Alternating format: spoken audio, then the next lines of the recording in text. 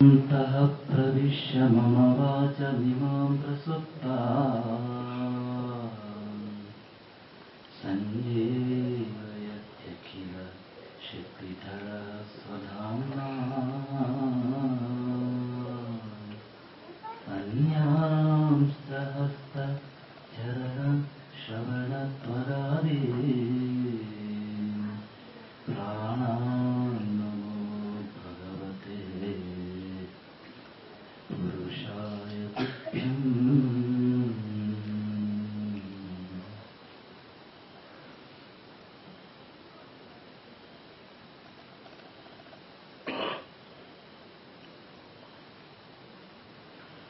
श्रीगुरुभ्यो नमः।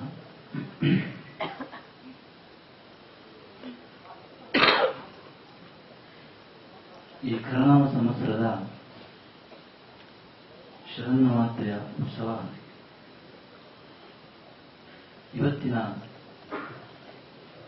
ಲಕ್ಷ್ಮೀ ನರಸಿಂಹಸ್ವಾಮಿಯ ದೀಪಾರಾಧನೆಯೊಂದಿಗೆ ಸಾಂಗವಾಗಿ ಸಂಪನ್ನಗೊಳ್ತಾ ಇದೆ. ಇವತ್ತು ನಿಮಗೆಲ್ಲರಿಗೂ ತಿಳಿದಿರುವಂತೆ ವಿಜಯದಶಮಿ. ನಮ್ಮ ಶಾಸ್ತ್ರಗಳ ಪ್ರಕಾರ, ಪುರಾಣಗಳ ಪ್ರಕಾರ ವಿಜಯದಶಮಿ ವಿಜಯಕ್ಕೆ ಸಾಂಕೇತಿಕವಾಗಿ ಇರತಕ್ಕಂಥ ಶುಭ ದಿನ. ಇವತ್ತು ಮಾಡ್ತಕ್ಕಂಥ ಎಲ್ಲ ಸಂಕಲ್ಪಗಳು ಹಾಗೂ ಎಲ್ಲ ಯೋಜನೆಗಳು, ಎಲ್ಲ ಕಾರ್ಯಗಳು ಕೂಡ ಸಂಪೂರ್ಣ ಯಶಸ್ಸನ್ನು ಕಾಣ್ತವೆ ಅನ್ನುವಂತ ನಮ್ಮ ಹಿರಿಯರು ಹೇಳ್ತಾರೆ. ಆದರೆ ನಾವೆಲ್ಲ ಯೋಚನೆ ಮಾಡಬೇಕು, ನಮಗೆಲ್ಲರಿಗೂ ವಿಜಯ ಬೇಕು. ಯಾವ ರೀತಿಯ ವಿಜಯ ಬೇಕು? ವಿಜಯ ಯಾಕೆ ಬೇಕು? ವಿಜಯ ಅಂದ್ರೆ ಅನ್ಕೊಂಡಿರ್ತಕ್ಕಂಥ ಕೆಲಸ ಅನ್ಕೊಂಡ ಸಮಯದಲ್ಲಿ ಅನ್ಕೊಂಡ ರೀತಿಯಲ್ಲಿ ಆದರೆ ನಾವು ಸಾಧನೆ ಮಾಡಿದ್ದೇವೆ, ವಿಜಯ ಸಿಕ್ಕಿದೆ ನಾವು ಸಾಮಾನ್ಯ ರೀತಿಯಲ್ಲಿ ಅರ್ಥೈಸಿಕೊಳ್ತೇವೆ. ಆದರೆ ಯಾವ ರೀತಿಯ ವಿಜಯ ನಮ್ಮ ಜೀವನಕ್ಕೆ ಬೇಕು? ಯಾವ ವಿಜಯವನ್ನು ನಾವು ಸಂಪಾದಿಸಿಕೊಂಡ್ರೆ ನಮ್ಮ ಈ ಒಂದು ವಿಜಯ ಅಂತ ಹೇಳ್ತಕ್ಕಂಥ ಅರ್ಥಕ್ಕೆ ಪರಿಪೂರ್ಣತೆ ಬರ್ತದೆ ಎನ್ನುವುದನ್ನ ಈ ಒಂದು ಶುಭ ವೇಳೆಯಲ್ಲಿ ನಾವು ಒಂದು 5 ನಿಮಿಷ ಚಿಂತನೆ ಮಾಡಬೇಕಾಗುತ್ತೆ. ನೋಡಿ, ವಿಜಯ ಆನಂದಕ್ಕೆ ಮೂಲ ಕಾರಣ. ಯಾಕೆ ವಿಜಯನ ಬಯಸ್ತೇವೆ ಅಂತಂದ್ರೆ ಆನಂದ ಸಿಗುತ್ತೆ.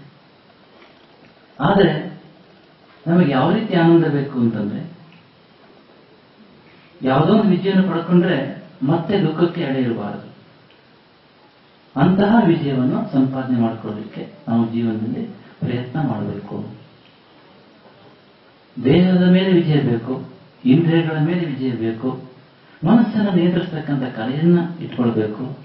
ನಮಗಿರ್ತಕ್ಕಂತಹ ಆ ವಿವೇಕತನವನ್ನು ಚೆನ್ನಾಗಿ ಬಳಸಿಕೊಂಡು ಯಾವ ವಿದ್ಯಾ ಸಾವಿಮುಕ್ತಿ ಅಂತ ಹೇಳುವ ರೀತಿಯಲ್ಲಿ ನಾವು ಸದ್ವಿದ್ಯೆಯನ್ನು ಕಲಿತುಕೊಂಡು ತನ್ಮೂಲಕ ಆತ್ಮೋದ್ಧಾರವನ್ನು ಮಾಡಿಕೊಂಡ್ರೆ ಮಾತ್ರ ಅದು ನಿಜವಾದ ವಿಜಯ. ಮತ್ತೆ ಯಾವುದು ಕೂಡ ನಿಜವಾದ ವಿಜಯ ಅಲ್ಲ. ಮನೆ ಕಟ್ಟಿ, ಮಠ ಕಟ್ಟಿ, ಏನೇ ಮಾಡಿ ವಿಜಯ ಎಲ್ಲಿ ಬರ್ತದೆ ಅಂತಂದ್ರೆ ನಮ್ಮನ್ನು ನಾವು ತಿಳ್ಕೊಂಡಾಗ ಮಾತ್ರ ಅದುವೇ ನಿಜವಾದ ವಿಜಯ. ಯಾಕೆ ಅಂತಂದ್ರೆ ಆ ವಿಜಯವನ್ನು ಸಂಪಾದನೆ ಮಾಡಿಕೊಂಡ್ರೆ ಮಾತ್ರ ಮತ್ತೆ ನಮಗೆ ಬದುಕಿನಲ್ಲಿ ದುಃಖ ಆಗಲಿ, ನೋವಾಗಲಿ, ಚಿಂತೆ ಆಗಲಿ, ಕಳವಳ ಆಗಲಿ, ಭಯ ಆಗಲಿ ಇರಲಿಕ್ಕೆ ಸಾಧ್ಯವೇ ಇಲ್ಲ. ಆದ್ದರಿಂದ ಮನುಷ್ಯರಾಗಿರ್ತಕ್ಕಂಥ ನಾವೆಲ್ಲರೂ ಕೂಡ ಆ ವಿಜಯವನ್ನು ಹೊಂದಲಿಕ್ಕೆ ಹೆಚ್ಚೆಚ್ಚು ಪ್ರಯತ್ನವನ್ನು ಮಾಡಬೇಕು. ಅದರ ಬಗ್ಗೆ ನಾವು ಹೆಚ್ಚು ಚಿಂತನೆ ಮಾಡಬೇಕು. ಅದಕ್ಕೆ ತಕ್ಕಂತೆ ನಮ್ಮ ಜೀವನದ ನಡೆನುಡಿ ಅಭ್ಯಾಸಗಳನ್ನ ನಾವು ರೂಪಿಸಿಕೊಳ್ಬೇಕು. ಆ ನಿಟ್ಟಿನಲ್ಲಿ ಪ್ರಯತ್ನ ಮಾಡಿದ್ದಾದ್ರೆ ಮಾತ್ರ ನಮ್ಮ ಜೀವನ ಸಾರ್ಥಕತೆಯನ್ನ ಕಂಡುಕೊಳ್ಳಲಿಕ್ಕೆ ಸಾಧ್ಯ ಆಗುತ್ತೆ. ಆದ್ದರಿಂದ ಯಾಕೆ ಅಂತಂದ್ರೆ ಎಲ್ಲಿವರೆಗೆ ನಾವು ಆ ವಿಜಯವನ್ನು ಹೊಂದಲಿಕ್ಕೆ ಪ್ರಯತ್ನ ಮಾಡುವುದಿಲ್ಲವೋ ಅಲ್ಲಿವರೆಗೆ ನಮಗೆ ಏನೇ ಮಾಡಿದರೂ ಕೂಡ ಜೀವನದಲ್ಲಿ ನಾವು ಪರಿಪೂರ್ಣತೆಯನ್ನ ಹೊಂದಲಿಕ್ಕೆ ಸಾಧ್ಯ ಆಗುವುದಿಲ್ಲ. ಬದುಕು ಅಪೂರ್ಣವಾಗಿರುವಾಗ ಖಂಡಿತವಾಗಿಯೂ ಕೂಡ ನಮಗೆ ನಿಜವಾಗಿರ್ತಕ್ಕಂತಹ ವಿಜಯ ಸಿಗಲಿಕ್ಕೆ ಸಾಧ್ಯವೇ ಆಗುವುದಿಲ್ಲ. ಆದ್ದರಿಂದ ನಾವು ಈ ಒಂದು ಜಗತ್ತಿನಲ್ಲಿ ಮನುಷ್ಯ ಜನ್ಮ ಬಂದಾಗ ಇಂತಹ ಪರಿಪೂರ್ಣವಾಗಿರ್ತಕ್ಕಂಥ ಆನಂದವನ್ನು ಕೊಡ್ತಕ್ಕಂಥ ವಿಜಯವನ್ನ ಹೊಂದಲಿಕ್ಕೆ ಪ್ರಯತ್ನವನ್ನ ಮಾಡಬೇಕು. ಅದಕ್ಕೆ ತಕ್ಕಂತೆ ನಾವು ಅಷ್ಟು ಮಟ್ಟಿಗೆ ನಮ್ಮ ಅಭ್ಯಾಸಗಳನ್ನ, ನಡೆನುಡಿಗಳನ್ನ, ನಮ್ಮ ಸಂಸ್ಕಾರಗಳನ್ನ, ನಮ್ಮ ಚಿಂತನೆಗಳನ್ನ ನಮ್ಮ ನಿತ್ಯ ಜೀವನದಲ್ಲಿ ನಾವು ರೂಪಿಸಿಕೊಳ್ಬೇಕು. ಹಾಗೆ ರೂಪಿಸಿಕೊಂಡಾಗ ಮಾತ್ರ ಖಂಡಿತವಾಗಿ ಕೂಡ ನಮ್ಮ ಬದುಕು ಹಸನತೆಯನ್ನು ಕಾಣಲಿಕ್ಕೆ ಸಾಧ್ಯ ಆಗುತ್ತೆ. ಆ ನಿಟ್ಟಿನಲ್ಲಿ ನಾವು ನಿರಂತರವಾಗಿ ಈ ಒಂದು ಬದುಕಿನಲ್ಲಿ ಹೆಚ್ಚು ಪ್ರಯತ್ನವನ್ನ ಮಾಡಬೇಕಾಗುತ್ತೆ. ಯಾಕೆಂತಂದ್ರೆ ನಾವು ಇಲ್ಲಿಯವರೆಗೆ ಅಲ್ಪತನದಿಂದ ನಮ್ಮನ್ನು ನಾವು ಗುರುತಿಸ್ಕೊಳ್ತೇವೋ ಅಲ್ಲಿಂದ ನಮಗೇನಾಗುತ್ತೆ ಅಂತಂದ್ರೆ ಉಪಾಧಿಗಳ ಮೇಲೆ ನಮಗೆ ಹೆಚ್ಚು ಉಪಾಧಿಗಳ ಮೇಲೆ ಹಿಡಿತ ಇರುವುದರಿಂದ, ಉಪಾಧಿಗಳು ನಮ್ಮನ್ನ ಬಂಧಿಸುವುದರಿಂದ ಸಂಸಾರದಲ್ಲಿ ನಮಗೆ ಹೆಚ್ಚು ದುಃಖ ಉಂಟಾಗ್ತದೆ. ಆದ್ದರಿಂದ ನಾವು ಉಪಾಧಿಗಳನ್ನ ಮಿಟ್ಟಿರ್ತಕ್ಕಂತಹ ನಾವು ಹೇಳ್ತಿರ್ತೇವೆ. ಯಾಕೆ ಇರಬೇಕು ಅಂತಂದ್ರೆ ಉಪಾಧಿಗಳು ಅಂತ ಹೇಳ್ತಕ್ಕಂಥದ್ದು ಅನೇಕ ವಿಧವಾಗಿರ್ತದೆ. ಉಪಾಧಿಗಳು ಅಂದ್ರೆ ಭಗವಂತನ ಅನುಗ್ರಹಕ್ಕೆ, ತತ್ವವನ್ನ ತಿಳ್ಕೊಳ್ಳಿಕ್ಕೆ ಅಡ್ಡಿ ಮಾಡ್ತಕ್ಕಂಥ ಅಂಶಗಳು. ನಿತ್ಯ ಜೀವನದಲ್ಲಿ ನಾವು ಈ ಉಪಾಧಿಗಳನ್ನ ಗೆಲ್ಲಬೇಕು ಅಂತಾದ್ರೆ ಹೇಗಿರಬೇಕು? ನಾವು ಹೇಳ್ತಿರ್ತೇವೆ, ನಶ್ವರದ ಮನೆಯಲ್ಲಿ ಈಶ್ವರನ ಇರುವನು, ನಿಖರವಾಗರಿಯದೆ ನಿನ್ನ ದುಃಖ ನೀಗುವುದೇ. ನಶ್ವರದ ಮನೆಯಲ್ಲಿ ಈಶ್ವರನ ಇರುವನು, ನಿಖರವಾಗರಿಯದೆ ನಿನ್ನ ದುಃಖ ನೀಗುವುದೇ. ಶರದಿ ಸಿಂಧು ಸೇರದೆ ನದಿಗೆ ಬಂಧನದ ಭಯವು, ಸಿಂಧು ಸೇರದ ನದಿಗೆ ಬಂಧನದ ಭಯವು ಎಂದಾದರೂ ತಪ್ಪುವುದೇ ಸಚ್ಚಿದಾನಂದ. ನಾವು ತಿಳ್ಕೊಳ್ಬೇಕಾಗಿದ್ದಿಷ್ಟೇ, ಯಾವಾಗ ನಮಗೆ ಆ ಒಂದು ವಿಷಯ ಪ್ರಾಪ್ತ ಆಗ್ತದೆ ಅಂತಂದ್ರೆ ನಶ್ವರದ ಮನೆಯಲ್ಲಿ ಈಶ್ವರನ ಇರುವನು. ಇಷ್ಟೇ ತಿಳ್ಕೊಳ್ಬೇಕು ನಾವು. ನಶ್ವರವಾಗಿರ್ತಕ್ಕಂಥ ಈ ಮನೆಯಲ್ಲಿ ಶಾಶ್ವತವಾಗಿರ್ತಕ್ಕಂಥ ಈಶ್ವರ ಇದ್ದಾನೆ. ಈ ಒಂದು ವಾಕ್ಯವನ್ನ ಎಲ್ಲರೂ ಮುಂದಕ್ಕೆ ಮಾಡ್ಕೊಳ್ಬೇಕು. ಇದನ್ನ ತಿಳ್ಕೊಳ್ಲಿಕ್ಕೆ ನಾವು ಪ್ರಯತ್ನ ಮಾಡ್ಬೇಕು ಜೀವನದಲ್ಲಿ. ನಶ್ವರದ ಮನೆಯಲ್ಲಿ ಈಶ್ವರನ ಇರುವನು, ನಿಖರವಾಗರಿಯದೆ ನಿನ್ನ ದುಃಖ ನೀಗುವುದೇ. ಸಿಂಧು ಸೇರದೆ ನದಿಗೆ ಬಂಧನದ ಭಯವೋ, ಸಿಂಧು ಸೇರದೆ ನದಿಗೆ ಬಂಧನದ ಭಯವೋ ಎಂದಾದರೂ ತಪ್ಪುವುದೇ ಸಚ್ಚಿದಾನಂದ. ನೋಡಿ, ಜೀವಾತ್ಮ ಭಾವ ಎಲ್ಲಿವರೆಗೆ ಇರ್ತದೋ ಅಲ್ಲಿವರೆಗೆ ಮನುಷ್ಯನಿಗೆ ದುಃಖ ತಪ್ಪುವುದಿಲ್ಲ. ಉದಾಹರಣೆಗೆ ನದಿ ಹರಿತಾ ಇದೆ, ಪಕ್ಕದಲ್ಲಿ ತುಂಗಾ ನದಿ ಹರಿತಾ ಇದೆ. ತುಂಗಾ ನದಿ ಹರಿಯುವಾಗ ಆ ನದಿಯ ಪ್ರತಿಯೊಂದು ಹನಿಗೂ ಕೂಡ ಭಯ ಇದೆ. ಯಾಕೆ ಭಯ ಇದೆ ಅಂತಂದ್ರೆ ಇದು ಅಲ್ಪತನ ಇದೆ. ಒಂದು, ಸೂರ್ಯ ನನ್ನನ್ನ ಹೀರ್ಕೊಬಹುದು, ಇಲ್ಲ ಯಾರ ರೈತರನ್ನ ತೋಟಕ್ಕೆ ಹಾಯಿಸಬಹುದು, ಅಥವಾ ಸ್ವಾಭಾವಿಕವಾಗಿ ನಾನು ಹಾರಿ ಹೋಗ್ಬೋದು, ಅಥವಾ ಈ ನೋಡಿ ಗಾಜನೂರಲ್ಲಿ ಡ್ಯಾಮ್ ಇದೆ. ಈ ತರ ಬಂದಾಗ ಭಯ ಇದೆ. ಗಾಜನೂರಲ್ಲಿದೆ, ಆಲಮಟ್ಟಿಯಲ್ಲಿದೆ, ಕರ್ನೂರಲ್ಲಿದೆ. ಹೀಗೆ ಈ ತುಂಗಾ ನದಿಯ ಪ್ರತಿಯೊಂದು ಹನಿಗೂ ಕೂಡ ಶಾಂತಿ ಇಲ್ಲ. ಸ್ವಚ್ಛವಾಗಿ ಹರಿಬೇಕು ಅಂತಿದೆ, ಆದ್ರೆ ಹೋಗ್ತಾ ಹೋಗ್ತಾ ಮಲಿನವಾಗ್ತಕ್ಕಂಥ ಭಯ ಇದೆ. ಇಲ್ಲಿರ್ತಕ್ಕಂಥ ಶುದ್ಧತೆ ಎಲ್ಲಿ? ಶಿವಮೊಗ್ಗದಲ್ಲಿ ಇಲ್ಲ. ಶಿವಮೊಗ್ಗದಲ್ಲಿರ್ತಕ್ಕಂಥ ನೀರಿನ ಶುದ್ಧತೆ ನಾವು ಹೊಸಪೇಟೆಗೆ ಹೋದ್ರಿಲ್ಲ. ಹೊಸಪೇಟೆ ಶುದ್ಧತೆ ಮಂತ್ರಾಲಯಕ್ಕೆ ಹೋದ್ರಿಲ್ಲ. ಕೊನೆಗೆ ಬೇಸಿಗೆ ಹೋದ್ರೆ ಮಂತ್ರಾಲಯ ನೋಡಿ ನೀರೇ ಕುಡಿ ಬೇಡ ಅಂತ ಇರ್ತದೆ. ಅಂದ್ರೆ ತುಂಗಾ ನದಿಗೆ, ಆ ತುಂಗಾ ನದಿ ಹನಿಗೂ ಕೂಡ ಪ್ರತಿ ಕ್ಷಣವೂ ಕೂಡ ಜೀವನದಲ್ಲಿ ಭಯ ಇದೆ. ಒಂದು, ಸೂರ್ಯ ಹಿಡ್ಕೊಳ್ಬಹುದು, ಇಲ್ಲವಾ ರೈತ ತೋಟಕ್ಕೆ ಹಾಯಿಸಬಹುದು, ಅಥವಾ ಡ್ಯಾಮ್ ಕಟ್ಟಿನ ಎಲ್ಲೋ ಕೊಂಡೊಯ್ಯಬಹುದು, ಅಥವಾ ಇನ್ನು ಮಲಿನವಾಗ್ತಕ್ಕಂಥ ಭಯ, ಹೀಗೆ ಅಶುದ್ಧವಾಗ್ತಕ್ಕಂಥ ಭಯ. ಹೀಗೆ ಎಲ್ಲಿ ಅಲ್ಪತನ ಇರ್ತದೋ ಅಲ್ಲಿ ಭಯ ಇದೆ.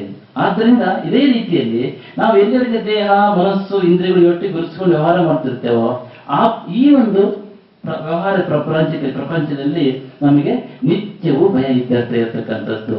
ಅಲ್ಪ ಸುಖ ಸಿಕ್ಕಿರೂ ಕೂಡ ತಾತ್ಕಾಲಿಕ ವಿಜಯದಿಂದ ಅದು ನಿಜವಾಗಿರ್ತಕ್ಕಂಥ ವಿಜಯ ಅಲ್ವೇ ಅಲ್ಲ. ಆದ್ರೆ ನೋಡಿ, ಒಂದು ವೇಳೆ ಆ ನದಿಯ ನೀರು ಇಲ್ಲಿಂದ ದಾಟಿ ಹರಿಪುರ ದಾಟಿ ಹೋಯ್ತು, ಶಿವಮೊಗ್ಗ ಹೋಯ್ತು, ಹೊಸಪೇಟೆ ಹೋಯ್ತು, ಮಂತ್ರಾಲಯ ಹೋಯ್ತು, ಕರ್ನೂರು ಹೋಯ್ತು, ನೆಕ್ಸ್ಟ್ ಆ ಕಡೆ ಹೋಗಿ ವೆಸ್ಟ್ ಗೋದಾವರಿ ಹತ್ರ ಹೋಗಿ ಬಂಗಾಳ ಕೊಲ್ಲಿ ಸೇರ್ಕೊಳ್ತು ಅನ್ಕೊಳ್ಳಿ. ಬಂಗಾಳ ಕೊಲ್ಲಿಗೆ ಸೇರಿದಾಗ ಮತ್ತೆ ಅದಕ್ಕೆ ಭಯವೇ ಇಲ್ಲ. ಯಾಕೆಂದ್ರೆ ಪ್ರಳಯ ಆದ್ರೂ ಕೂಡ ಏನಾಗುತ್ತೆ, ಪ್ರಳಯ ಆದ್ರೂ ಕೂಡ ಸಮುದ್ರ ಏನು ಹಾರಿ ಹೋಗುದಿಲ್ಲ.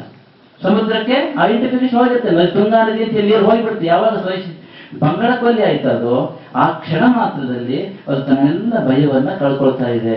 ಆದ್ದರಿಂದ ಅದಕ್ಕೆ ನಾವು ಹೇಳಿದ್ದು ಈ ಒಂದು ಪ್ರಾಪಂಚಿಕ ವ್ಯವಹಾರದಲ್ಲಿರ್ತಕ್ಕ ನಾವು ಯಾವ ರೀತಿ ಇರಬೇಕು ಅಂತಂದ್ರೆ, ನಶ್ವರವಾಗಿರ್ತಕ್ಕಂಥ ಈ ಮನೆಯಲ್ಲಿ ಶಾಶ್ವತವಾಗಿರ್ತಕ್ಕಂಥ ಈಶ್ವರ ಇದ್ದಾನೆ ಅಂತ ಹೇಳ್ತಕ್ಕದನ್ನ ತಿಳ್ಕೊಳ್ಳಲಿಕ್ಕೆ ನಾವು ಪ್ರಯತ್ನ ಮಾಡಬೇಕು.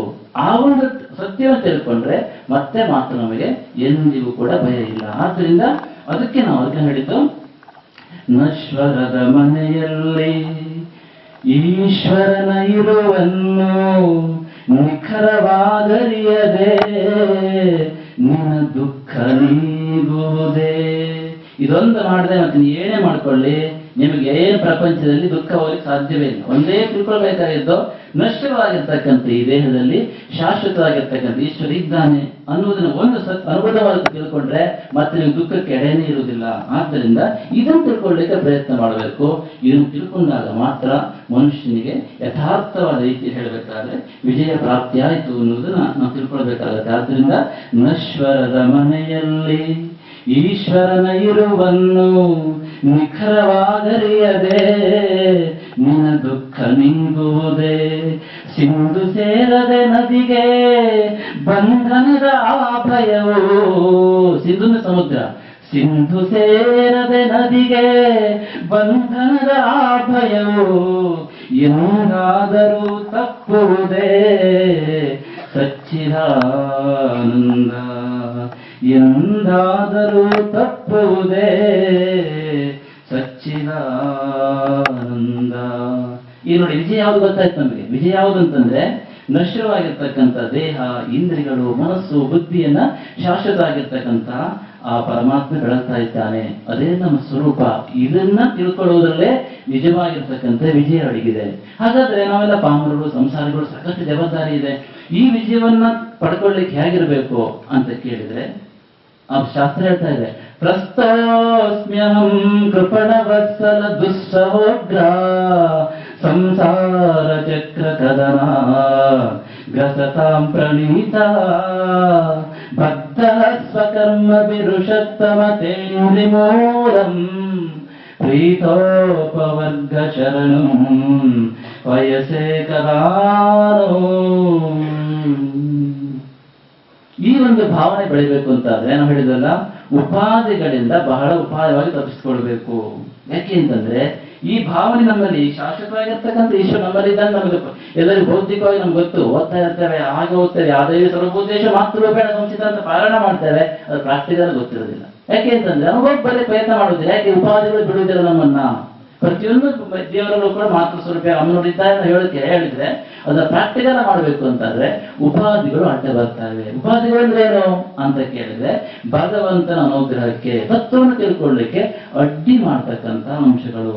ಆದ್ದರಿಂದ ಉಪಾಧಿಗಳನ್ನ ಬಹಳ ನಾವು ಅತ್ಯಂತ ಎಚ್ಚರಿಕೆಯಿಂದ ಮೆಟ್ಟಿ ನಿಲ್ಲುವುದನ್ನು ಕಲ್ತ್ಕೊಂಡ್ರೆ ಮಾತ್ರ ಸತ್ಯವನ್ನು ತಿಳ್ಕೊಳ್ಳಿಕ್ಕೆ ಸಾಧ್ಯ ಆಗುತ್ತೆ. ಉಪಾಧಿಗಳು ಅಂದ್ರೆ ಯಾವುದು? ಅನೇಕ ಉಪಾಧಿಗಳಿದ್ದಾವೆ.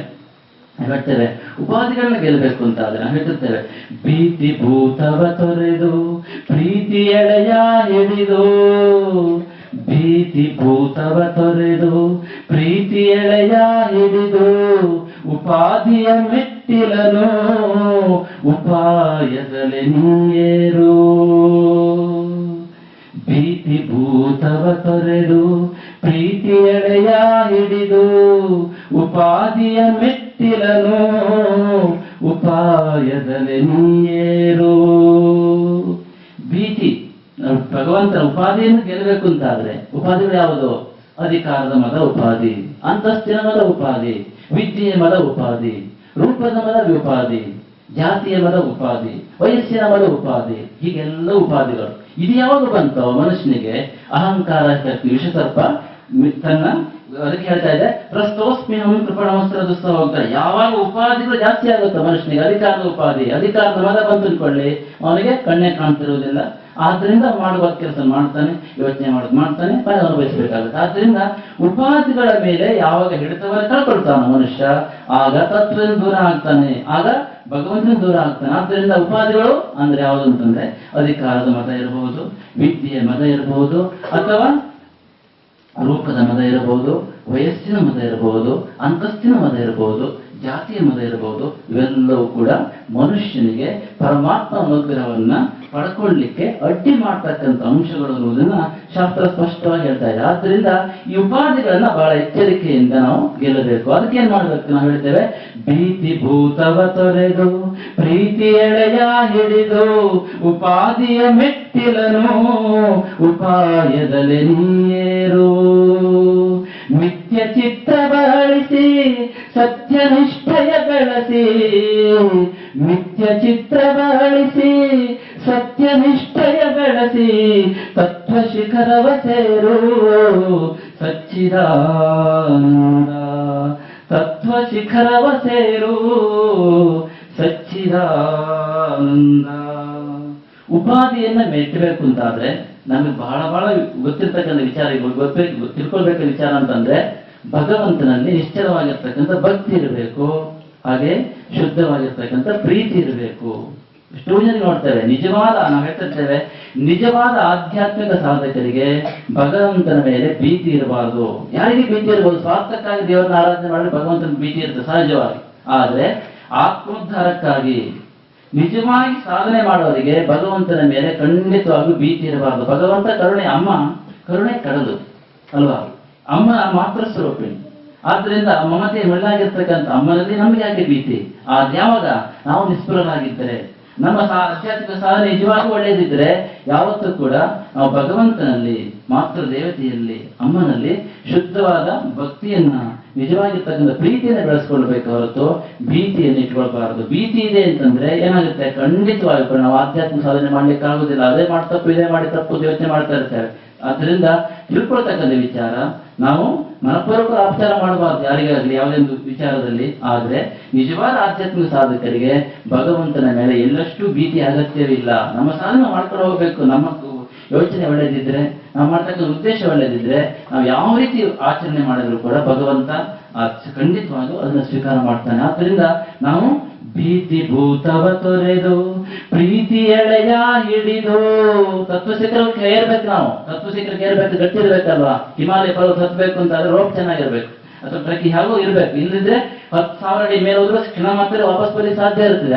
ಆದ್ರಿಂದ ಎಷ್ಟೇ ಸಾಧನೆ ಮಾಡಿದ್ರು ಕೆಳಜಾರಲಿಕ್ಕೆ ಅವಕಾಶ ಇರ್ತದೆ. ಆದ್ರೆ ನಾವೇನ್ ಮಾಡ್ಬೇಕು ಅಂತಂದ್ರೆ, ನಾವು ಶುದ್ಧವಾದ ಭಕ್ತಿಯನ್ನ, ನಿಜವಾದ ಪ್ರೀತಿಯನ್ನ ಇಟ್ಟುಕೊಂಡು ನಾವು ಈ ತತ್ವ ಶಿಖರಕ್ಕೆ ಮೇಲೆ ಹೋಗ್ತಾ ಇರಬೇಕು ನಿತ್ಯ ಜೀವನದಲ್ಲಿ. ಆದ್ರಿಂದ ಭಗವಂತನ ಮೇಲೆ ನಮ್ಗೆ ಖಂಡಿತವಾಗೂ ನಿಜವಾದ ಪ್ರೀತಿ ಬೇಕೇ ಹೊರತು ಭೀತಿ ಯಾರಿಗೂ ಅಗತ್ಯ ಇಲ್ಲ ಅಂತ ಹೇಳ್ತಾ ಇದ್ದೇವೆ. ನಿಮ್ಮ ಸಾಧನೆ ನಿಜವಾಗಿ ಕಳಕಳಿಯಿಂದ ಸಾಧನೆ ಮಾಡ್ತಾ ಇದ್ರೆ ನಿಮಗೆ ದೇವರ ಮೇಲೆ ಹಾಗೆ ಮಾಡಿ ಸರಿ ಆಗಿಲ್ಲ, ಅಷ್ಟು ಸರಿ ಇಲ್ಲ, ಇಷ್ಟು ಸರಿ ಇಲ್ಲ, ಹಾಗೆ ಮಾಡಿದ್ರೆ ತಪ್ಪು. ಎಷ್ಟೋ ಜನ ಬಂದು ನಾವು ಮೂರ್ಖರನ್ನು ಗೊತ್ತಿರುತ್ತೆ ನಮಗೆ, ಯಾವ್ದೇನ್ ಮಾಡ್ತಾ ಇರೋದು ಅವ್ರ ಮಟ್ಟಕ್ಕೆ ನಾವು ಉತ್ತರಾಡ್ಬೇಕಾಗತ್ತೆ. ಎರಡು ದೇವರು ಇಟ್ಟಿದ್ದೀನಿ, ಅದು ಮಾಡಿದ್ದೀನಿ, ಇದು ತೊಂದರೆ ಆಗ್ತಾ ಇದೆ, ಏನ್ ಮಾಡಿ ತೊಂದರೆ ಆಗಿ ಆಗ್ತದೆ ಸಂಸಾರದಲ್ಲಿ. ಯಾಕೆ ಅವ್ರು ಮಾಡೋದು ಆ ಥರದ್ದು. ಆದ್ರಿಂದ ಈ ಸಣ್ಣ ಸಣ್ಣ ವಿಷಯಕ್ಕೆ ದೇವರ ಪೂಜೆ ಮಾಡಬೇಕು ಅಂದ್ರೆ ಮಾಡಿದ್ರೆ ತೊಂದರೆ ಆಗತ್ತೆ ಅಂತಕ್ಕಂಥ ಭಯ. ಆದ್ದರಿಂದ ಇಷ್ಟು ಮನೆ ಯಾರೋ ಬರ್ತಾ ಇದ್ರು ಹೇಳ್ತಾ ಇದ್ರು, ಈ ತರ ಪೂಜೆ ಮಾಡಿಸುವ ಪುರೋಹಿತರು ಒಂದು ಮಾಡಿದ್ರು. ಆದ್ರೆ ಮತ್ತೊಬ್ಬರು ಕೇಳಕ್ ಹೋದ್ರೆ ಪುರೋಹಿತ ತಪ್ಪು ಮಾಡಿದ್ರು ಅಂತ ಹೇಳಿದ್ರು, ಅದ್ರಲ್ಲಿ ತೊಂದರೆ ಆಯ್ತು, ಅದನ್ನ ಪುರೋಹಿತನೇ ಚೇಂಜ್ ಮಾಡ್ಬೇಕು ಅಂತ ಬಂದಿದ್ದಾನೆ. ಏನ್ ಹೇಳ್ತಾರೆ ನೀವು? ಹೀಗೆ ಏನೋ ತಪ್ಪಿಟ್ಟುಕೊಂಡು ದೇವರಿಗೆ ಇದು ಪೂಜೆ ಮಾಡಿದ್ರೆ ಅದನ್ನ ತೊಂದರೆ ಆಗುತ್ತೆ ಹೇಳ್ತಕ್ಕಂಥ ಭಾವನೆ ನಮ್ಮಲ್ಲಿ ಅನೇಕ ಇದೆ. ಆದ್ರೆ ಹೇಳ್ತಾ ಇದ್ದೇವೆ, ನಿಜವಾದ ಆಧ್ಯಾತ್ಮಿಕ ಸಾಧಕರಿಗೆ ನಾವು ನಿಷ್ಕಾಮ ಭಾವನೆ ದೇವರ ಪೂಜೆ ಮಾಡ್ತಾ ಇದ್ದೇವೆ ಅಂತಂದ್ರೆ ಖಂಡಿತವಾಗಿ ಕೊಡಿ. ಯಾರಿಗೋ ತೊಂದರೆ ಆಗಬೇಕು ಮಾಡ್ತಾ ಇದ್ರೆ ಅಥವಾ ಅದಿದ್ರೆ ಅದು ಹೇಳಿಕ್ಕಾಗೋದಿಲ್ಲ. ಆದ್ರೆ ನಿಜವಾದ ಪ್ರೀತಿಯಿಂದ, ನಿಜವಾಗಿರ್ತಕ್ಕಂಥ ಭಕ್ತಿಯಿಂದ ನೀವು ದೇವರ ಪೂಜೆ ಮಾಡ್ತಾ ಇದ್ದೀರಿ ಅಂತಾದ್ರೆ ಖಂಡಿತವಾಗೂ ಭೀತಿ ಅಗತ್ಯವೇ ಇಲ್ಲ. ದೇವರ ಮೇಲೆ ಯಾವಾಗ ಪ್ರೀತಿ ಬೇಕೇ ಹೊರತು ಭೀತಿ ಇರಬಾರದು. ಆಧ್ಯಾತ್ಮಿಕ ಸಾಧಕ ಬಹಳ ಬಹಳ ಮುಖ್ಯ. ನಾವು ಪ್ರೀತಿಯನ್ನು ಇಟ್ಕೊಂಡ್ರೆ ಮಾತ್ರ ಮುಂದಕ್ಕೆ ಹೋಗ್ಲಿಕ್ಕೆ ಸಾಧ್ಯ ಆಗುತ್ತದೆ ಆಧ್ಯಾತ್ಮಿಕ ಸಾಧನೆಯಲ್ಲಿ. ಆದ್ದರಿಂದ ಅದಕ್ಕೆ ನಾವು ಹೇಳಿದ್ದು, ಭೀತಿ ಭೂತವ ತೊರೆದು ಪ್ರೀತಿ ಎಳೆಯ ಹಿಡಿದು ಉಪಾಧಿಯ ಮೆಟ್ಟಿಲನು ಉಪಾಯದಲ್ಲಿ ನೀರು. ಉಪಾಧಿ ಒಂದೊಂದು ಬರ್ತಾ ಇರುತ್ತೆ ನಮ್ಮ ಜೀವನದಲ್ಲಿ. ಹಣ ಬಂತು ಅದೇ ಗರ್ವ, ಅಧಿಕಾರ ಬಂತು ಅದು ಗರ್ವ.